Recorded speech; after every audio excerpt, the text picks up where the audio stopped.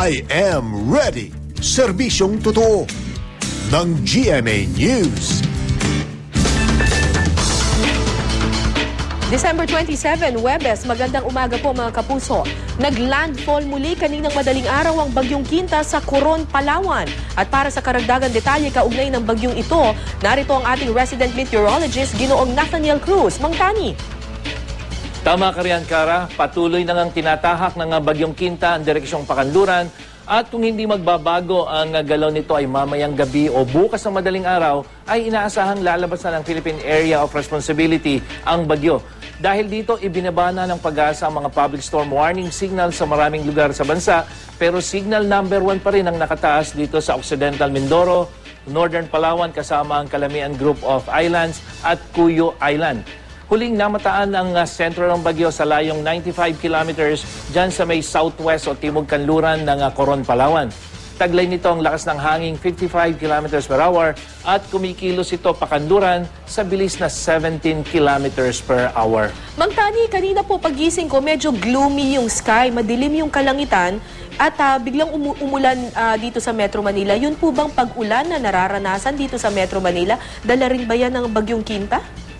Oo, Kara. At kahit walang nakataas na storm warning signal dito sa Metro Manila, yung mga pag-ulang nararanasan natin ay epekto nung pagdaan nitong Bagyong Quinta dito sa may southern part ng Luzon. At ngayong araw nga dito sa Metro Manila, asahan pa rin natin yung maulang panahon at yan ay hanggang ngayong umaga, hanggang mamayang tanghali.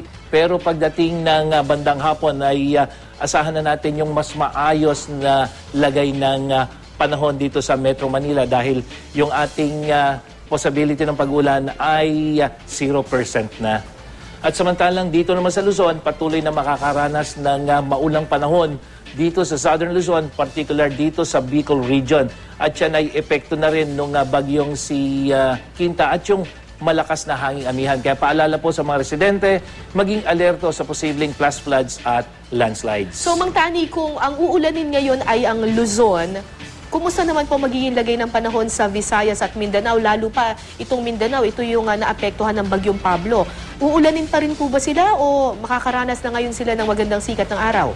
Kara, dyan sa Visayas, asahan na natin yung mas magandang lagay ng panahon dahil papalayo na yung bagyo. Dito lalong-lalo na dito sa central part ng Visayas. Dito sa may western section, bahagyang may mga pag-ulan dyan.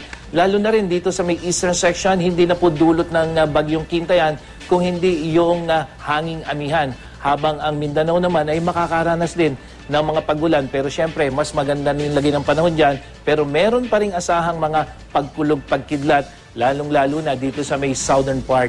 At paalala naman po sa mga papalaot o babiyahis sa pamamagitan ng mga maliliit na sasakyang pandagat, kahit humina na at papalayo ng bagyo ay mananatiling matataas ang alon dito po sa seaboards ng Luzon at ng buong Visayas.